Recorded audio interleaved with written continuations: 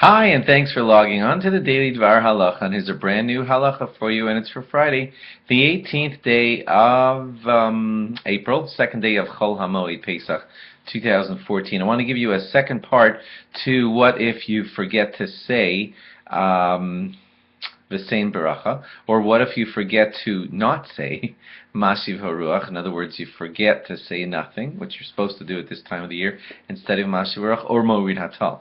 What if you forget them and you remember a little bit later? There are possible corrections a little bit later. First, let's do the one for Mashiv Haruach. If you make a mistake and you say Mashiv Haruach instead of Morid Hatal or nothing, whichever is your proper insert, depending if you're Ashkenaz or Sfard, but you remember just like 3 or 4 words later, you could certainly go back and fix it.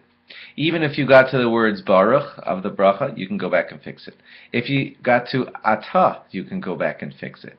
If you got to Baruch Atah and Hashem, the bracha that comes, just a couple lines later, but you said Baruch Atah and God's name, believe it or not, you can still fix it because you can insert the words Lamdeni Chukecha.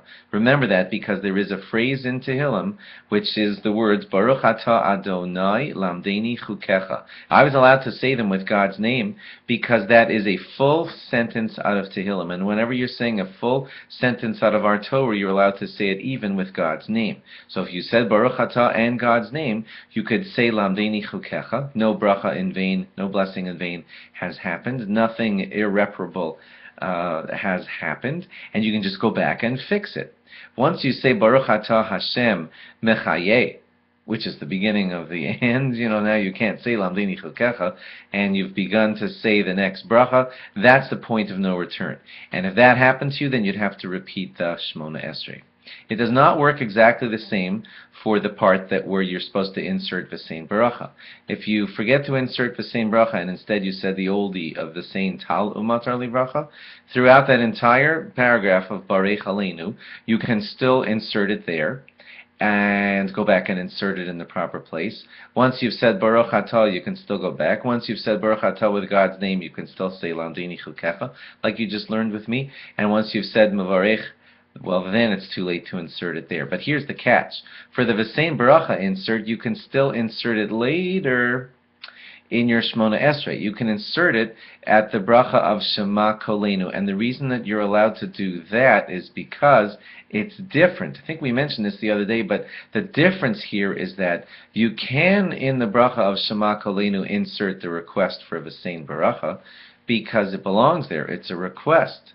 But Mashiv Haruach, or the omission of Mashiv Haruach, or Morid Hatal, or any of those things, cannot be inserted later in the Shemona Esrei, because Mashiv Haruach, or its omission, or Morid Hatal, they are praises of God, appropriate praises that belong in the right time of the year. And you can't fix them by saying something in the bracha of Shema Kolenu, which is requests to God.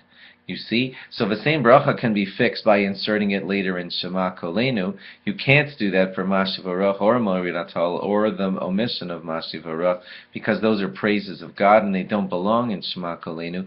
They had to happen before you got to the end of the first 3 brachas of Shemona Esrei, and they belonged only there in their set and nowhere later in the Shemona Esrei. That's why the same bracha can be fixed up later in your Shemona Esrei, and the Mashiv Haruach or its omission can only be fixed pretty much right there in the paragraph where the mistake happened. I know that's a lot of stuff to jam in one short moment.